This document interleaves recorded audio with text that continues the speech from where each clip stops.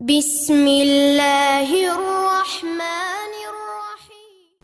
பேய் நம்பிக்கையை பொறுத்த வரைக்கும் எப்படின்னு கேட்டீங்கன்னா, பேய் எப்படி வரும், எங்கே வரும், அதோட உருவம் என்ன, இப்படிலாம் வந்து கற்பனை கதையில் கட்டவிழ்த்து விட்டுருக்காங்க. அது மனித கற்பனையினால் உருவாக்கப்பட்ட கொள்கை. பேய், பிசாஸ், ஆவி, பூதம், காட்டேரி, ரத்த காட்டேரி, இது எல்லாமே வந்து மனித கற்பனையால் உருவாக்கப்பட்ட கொள்கை.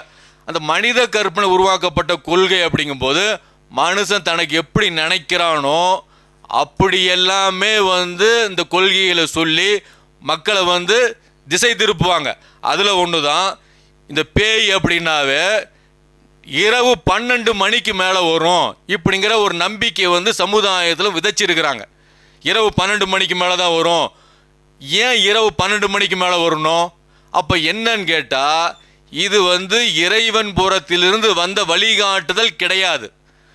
மனிதனுடைய புறத்திலிருந்து வந்த சிந்தனையில் வந்த பொய்யான பித்தலாட்டமான பேச்சு இது.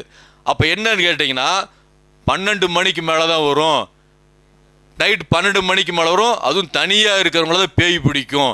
சரி, ஏன் பகலில் வர்றதுக்கு என்ன தயக்கம் பேய்க்கு? ஏன் பகலில் வராது? பேய், பிசாஸ், ஆவியை ஆதரிக்கக்கூடிய சகோதர சகோதரிக்கு பதில் சொல்ல முடியாது. ஏன்னு கேட்டிங்கன்னா, பேய்ங்கிறது மனிதனோட வந்து வலிமையானது.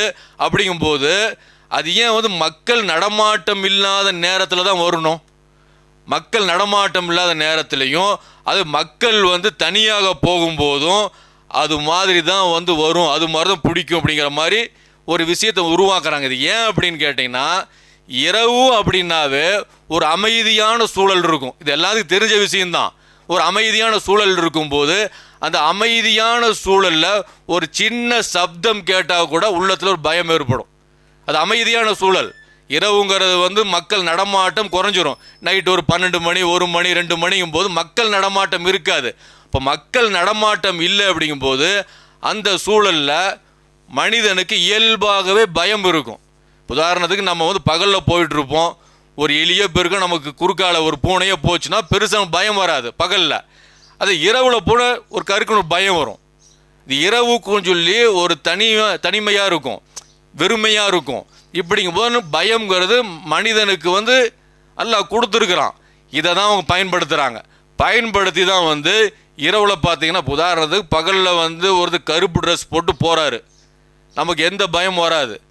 நைட் நேரத்தில் வந்து கருப்பு ட்ரெஸ் போட்டு ஒருத்தர் வராரு, நாம் தனியாக வந்துட்டுருக்குறோம், ஒரு விதமான சப்தத்தை எழுப்புறாரு, ஓடி வராரு. அப்படிங்கும்போது பயம் வருமா வராதா? கண்டிப்பாக வரும்.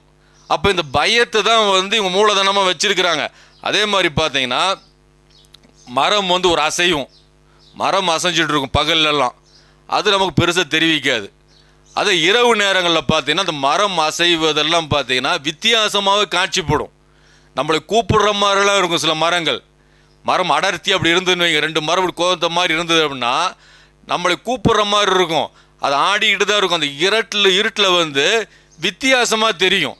அப்போ வித்தியாசமாக தெரியக்கூடிய விஷயங்கள் வந்து இரவில் இருக்கிறத பயன்படுத்தி தான் இவங்க இரவில் வந்து பேய் வரும், பிசாஸ் வரும், 12 மணி டான் மணி பார்த்து உட்காந்துருக்கும். பேய், பிசாஸ், இந்த ஆவி, பூதமெல்லாம் டைம் பார்த்துட்டு உட்காந்துருக்கும். இரவு ஆயிடுச்சா, 12 மணி ஆச்சு, 12 மணிக்கு மேலே நம்மளோட டியூட்டி நம்ம ஆரம்பிக்கணும், இப்படிங்கிற மாதிரி விஷயத்தை அவங்க வந்து பதிவு பண்ணுறாங்க. அப்போ இது எல்லாம் பொய்யான விஷயம். இன்னும் நீங்கள் பார்த்தீங்கன்னா, இந்த இரவு நேரத்தில் குறிப்பிட்ட இந்த பகுதியில் நடமாட முடியாது, பேய் இருக்குது, பிசாஸ் இருக்குது, இப்படி நம்பிக்கை எப்படி பரப்பி விட்டாங்க அப்படின்னா, சில சமூக விரோதிகள் இந்த மாதிரி பரப்பி விட்டாங்க. அந்த இடத்துல வந்து விபச்சாரம் நடக்கும், அந்த இடத்துல மதுபானம் அருந்திட்டு இருப்பாங்க. இந்த மாதிரி இடங்களில் பார்த்தீங்கன்னா மக்கள் யாரும் உள்ளே வந்துடக்கூடாது, நம்மளை தொந்தரவு செய்யக்கூடாது. அப்படிங்கும்போது அதுக்கு உள்ள ஒரே ஆயுதம் பேய் பற்றிய பயத்தை உள்ளே போட்டால் போதும்.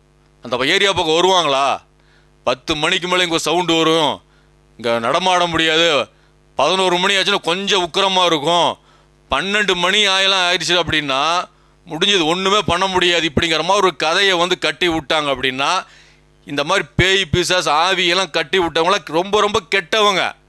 அப்போ அந்த கெட்டவங்களுக்கு வந்து ஆதாரமாக இருப்பது எது? மந்திரவாதிகள். இந்த மந்திரவாதிகளும் இந்த கெட்டவங்களும் சேர்ந்து தான் அவங்க ஒரு பக்கம் வந்து வழிகை எடுக்கிறாங்க, இவங்க ஒரு பக்கம் வழிகை எடுக்கிறாங்க. அப்போ இந்த மாதிரி சம்பவம் நடக்கும். அப்போ இதெல்லாம் பார்த்தீங்கன்னா சில இடங்களில் பார்த்தீங்கன்னா நைட் நேரத்தில் வீட்டில் வந்து கல் விழுவும்.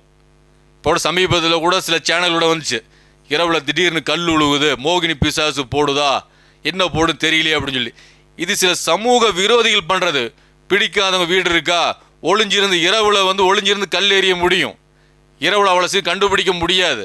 அதையெல்லாம் பயன்படுத்தி தான் இந்த மாதிரி விஷயங்கள் நடக்குது.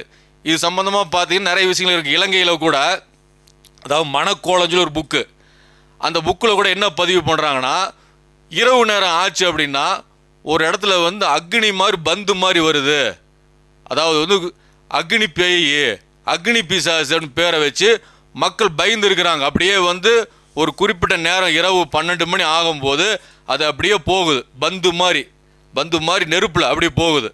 அப்போ அது சம்பந்தமாக ஒருத்தன் ஆராய்ச்சி பண்ணி போய் நேருக்காக போய் பார்க்கும்போது மக்கள் எல்லாம் பயந்து 6 மணிக்குள்ள தன்னோட வேலையை முடிச்சுக்கிட்டு வீட்டுக்குள்ளே முடங்கிடுறாங்க. அதுக்குரிய காரணம் ஒன்று இருக்குது. அது பின்னாடி நம்ம வந்து வேற ஒரு தலைப்பில் பேச அது விளக்குறோம். அது அப்போ என்னன்னு கேட்டிங்கன்னா, சம்மந்தப்பட்டவர் ஒருத்தர் போய் அங்கே நேருக்காக பார்க்கும்போது அந்த நெருப்பு வருது. நெருப்பு வரும்போது இரவு நேரத்தில் 12 மணிக்கு மேலே அந்த நெருப்பை நோக்கி இவர் நடந்து போகிறாரு. அந்த நெருப்பு வந்து இவரை பார்த்து பயந்து ஓடுது. அப்போ என்னென்னா, ஒரு மனுஷன் வந்து அந்த நெருப்பை வந்து தலையில் வச்சுக்கிட்டு இருட்டில் ஒன்றும் தெரியாது, நெருப்பு மட்டும்தான் தெரியும். மனுஷன் கருப்பு உருவத்தில் வந்து அதை கருப்பு ஆடை அணிஞ்சிட்டானா ஒன்றுமே தெரியாது. அதுக்கப்புறம் பார்த்து நெருப்பு மட்டும்தான் தெரியும் கும் இருட்டில். இந்த மாதிரி டெக்னிக்கை பயன்படுத்தி அங்குள்ள மக்களை வந்து ஒரு விஷயத்துக்காக, அவருக்கு சாதகமாக ஒரு விஷயத்துக்காக பயப்படுத்தணும் அப்படிங்கிறதுக்காக அவரை பிடிச்சி விசாரிக்கும் போது, ஏன் இப்படி செஞ்ச, மக்களை ஏன் பயமுறுத்தின அப்படிங்கும்போது அவர் ஒரு காரணத்தை சொல்கிறாரு. அப்போ என்ன அப்படின்னா, இந்த பயமுறுத்தல் இருக்கிறதுனால தான் இந்த பேய் விஷயங்கள்லாம் வருது. 12 மணிக்கு மேலே வரும், இரவுல தான் வரும் அப்படின்னு சொல்லி சொல்லக்கூடியதெல்லாம் மனித கற்பனையில் உருவான கட்டுக்கதைகள். இதை வந்து நம்பணும் அப்படின்னு சொல்லி சொன்னால், நம்ம ஏற்கனவே சொன்ன மாதிரி இது வந்து நிம்மதி இழந்து பொருளாதாரத்தை இழக்கக்கூடிய சூழ்நிலை தான் வரும்.